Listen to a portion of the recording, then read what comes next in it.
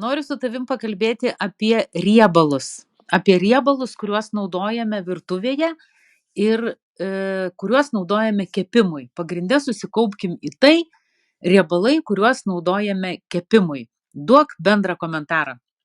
Kepimui dažniausiai naudojami riebalai yra aliejai, pavyzdžiui, alyvuogių, rapsų, saulėgrąžų ir gyvulinės kilmės riebalai, tokie kaip taukai. Svarbu atkreipti dėmesį į riebalų dūmingumo tašką, nes skaidytis aukštesnėje temperatūroje, kas gali sukelti kenksmingų junginių susidarimą. Todėl kepimui dažnai rekomenduojama rinktis riebalus, kurie turi aukštesnį dūmingumo tašką, pavyzdžiui, grynas alyvuogių aliejus ar kokosų aliejus. Gal gali įvardinti skaičiais, kokie yra dūmingumo taškai? Žinoma, štai kai kurių riebalų dūmingumo taškai. Rafinuotas alyvuogių aliejus apie 230 laipsnių Celsijaus. Grynas alyvuogių aliejus apie 190 laipsnių Celsijaus. Rapsų aliejus apie 205 laipsnius Celsijaus. Saulėgrąžų aliejus apie 225 laipsnius Celsijaus. Kokosų aliejus apie 175 laipsnius Celsijaus. Sviestas apie 150 laipsnių Celsijaus. G. Valytas sviestas apie 215 laipsnių Celsijaus. Kiaulienos taukai apie 190 laipsnių Celsijaus. Tikiuosi, šie skaičiai bus naudingi. Taip, jie yra naudingi, tačiau norėčiau, kad labiau pasigilintumėm į tą temą, koksai aliejus yra sveikas, o koksai ne.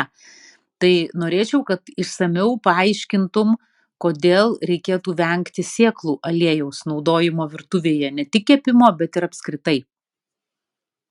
Sėklų aliejai, tokie kaip saulėgrąžų, kukurūzų, sojų ar rapsų, yra labai populiarūs dėl savo prieinamumo ir neutralaus skonio. Tačiau jie dažnai yra gausūs omega-6 riebalų rūgščių, kurios, vartojant dideliais kiekiais ir nesubalansuotai su omega-3, gali skatinti uždegiminius procesus organizme. Be to, sėklų aliejai yra dažnai labai perdirbti ir gali turėti likučių cheminių medžiagų, naudojamų jų gamybos procese. Taip pat šie aliejai yra linkę greitai oksiduotis, ypač kai yra veikiami šviesos, šilumos ar deguonies, kas lemia laisvųjų radikalų susidarimą, galinčių pakenkti ląstelėms ir sukelti įvairias ligas. Dėl šių priežasčių rekomenduojama riboti sėklų aliejų vartojimą ir rinkti sveikesnės alternatyvas, tokias kaip grynas alyvuogių aliejus ar kokosų aliejus, kurie turi daugiau sveikatai naudingų savybių ir yra stabilesni aukštoje temperatūroje. Ką galėtum pasakyti apie šiuos aliejus? Alyvuogių, kokosų aliejų, gal dar galima prie šitos grupės pridurti ir avokadų aliejų? Taip, avokadų aliejus taip pat yra puikus pasirinkimas. Štai keletas žodžių apie kiekvieną iš šių aliejų. Jei pačtiras alyvuogių aliejus yra vienas sveikiausių, turtingas antioksidantų ir mononesočiųjų riebalų rūgščių, kurios gali padėti mažinti uždegimą ir gerinti širdies sveikatą. Jis puikiai tinka tiek kepimui, tiek padažams ar šaltiems patiekalams. Kokosų aliejus, šis aliejus yra stabilus aukštoje temperatūroje ir turi vidutinės grandinės riebalų rūgščių, kurios gali būti greitai panaudojamos energijai. Kokosų aliejus taip pat gali turėti antimikrobinių savybių. Jis tinka tiek kepimui, tiek kepiniams. Avokadų aliejus yra turtingas mononesočiųjų riebalų rūgščių ir turi aukštą dūmingumo tašką, todėl puikiai tinka kepimui. Jame taip pat gausu vitamino E, kuris naudingas odai ir bendrai sveikatai.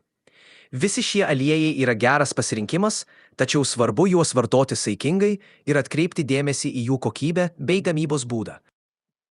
Šiek tiek apsistokim ties tais 3 aliejais. Gal gali plačiau papasakoti apie alyvuogių aliejų, kurį geriau naudoti kepimui, kurį geriau naudoti šaltiem patiekalam, koks kurio aliejaus yra dūmingumo taškas? Alyvuogių aliejus yra vienas iš sveikiausių ir dažniausiai naudojamų aliejų. Pagrindinės rūšys yra ypač tyras alyvuogių aliejus, extra virgin olive oil. Tai aukščiausios kokybės alyvuogių aliejus, jis yra turtingas antioksidantų, vitaminų ir turi intensyvų skonį. Dūmingumo taškas yra apie 190 laipsnių Celsijaus. Ypač tyras alyvuogių aliejus labiau tinka šaltiesiems patiekalams, salotoms, padažams ar pagardinti jau paruoštą maistą, kadangi kaitinant gali prarasti savo vertingas savybės. Tyras alyvuogių aliejus taip pat prisispaudimo būdas, turinti šiek tiek švelnesnį skonį ir mažiau antioksidantų nei ypač tyras. Jo dūmingumo taškas yra panašus, todėl jis taip pat geriau tinka šaltiesiems patiekalams. Rafinuotas alyvuogių aliejus, Šis aliejus yra apdorotas, pašalinant priemaišas ir neutralizuojant skonį. Jo dūmingumo taškas yra apie 230 laipsnių Celsijaus, todėl puikiai tinka kepimui ar troškinimui aukštoje temperatūroje.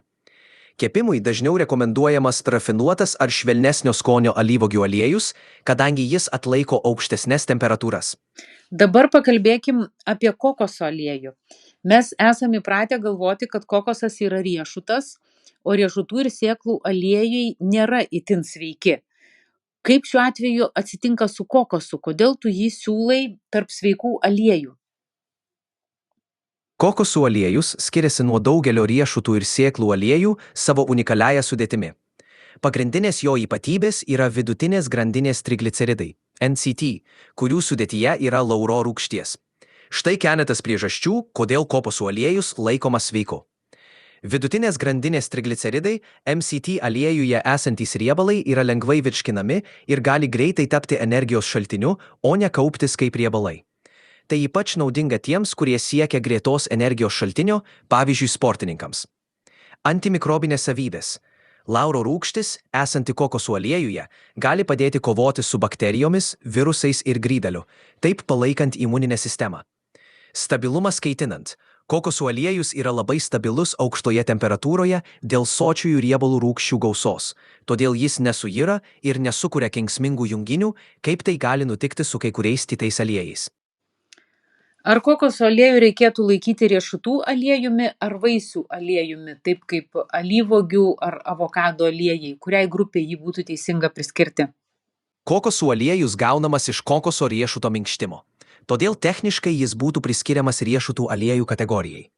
Tačiau kai kalbame apie jo maistinę vertę ir naudojimą virtuvėje, kokosų aliejus turi daugiau bendro su vaisių aliejais, tokiais kaip alyvuogių ar avokadų. Jis turi aukštą sočiųjų riebalų kiekį ir yra stabilus aukštoje temperatūroje, kas yra būdinga kai kuriems vaisių aliejams. Taigi, nors jis gaunamas iš riešuto, dėl savo savybių ir maistinės vertės, kokosų aliejus dažnai priskiriamas prie sveikų aliejų. Dabar norėčiau, kad papasakotum apie avokadų aliejų. Jisai gal yra mažiau naudojamas virtuvėje, tačiau noriu, kad padėtum susigaudyti, kur geriau jį naudoti, kaip geriau jį naudoti, koks jo dūmingumo taškas. Avokadų aliejus yra vertingas ir maistinės sudėties. Jis gaunamas iš avokado minkštimo ir yra turtingas mononesočiųjų riebalų rūgščių, ypač oleino rūgšties, taip pat antioksidantų ir vitaminų, tokių kaip vitaminas E. Dūmingumo taškas. Avokadų aliejaus dūmingumo taškas yra vienas aukščiausių tarp aliejų, apie 270 laipsnių Celsijaus, todėl jis puikiai tinka kepimui, grilinimui ir troškinimui aukštoje temperatūroje, nes nesuyra ir neišsiskiria kenksmingų junginių. Naudojimas. Avokadų aliejus dėl savo neutralaus skonio yra labai universalus. Jis puikiai tinka kepimui ir grilinimui dėl aukšto dūmingumo taško. Salotų užpilams ir padažams suteikia sutilų skonį ir papildomą maistinę vertę. Marinatams padeda išryškinti kitų ingredientų skonį. Dėl savo maistinės vertės ir aukšto dūmingumo taško, avokadų aliejus tampa vis populiaresnis virtuvėje, ypač tiems, kurie ieško sveikesnių alternatyvų tradiciniams aliejams. Žinai, ką pastebėjau? Pavyzdžiui, bandžiau pasidaryti naminį majonezą ir naudojau alyvuogių aliejų. Ir buvo labai intensyvus skonis, tiesiog per intensyvus skonis.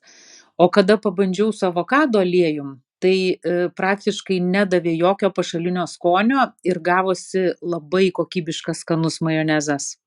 Puikiai įžvalga. Avokadų aliejus dėl savo neutralaus skonio dažnai yra puikus pasirinkimas majonezui, nes jis nesusilpnina kitų ingredientų skonio ir leidžia išryškėti pagrindiniams skoniams. Dabar žinosi, kad avokadų aliejus yra puikus pasirinkimas tokiems receptams.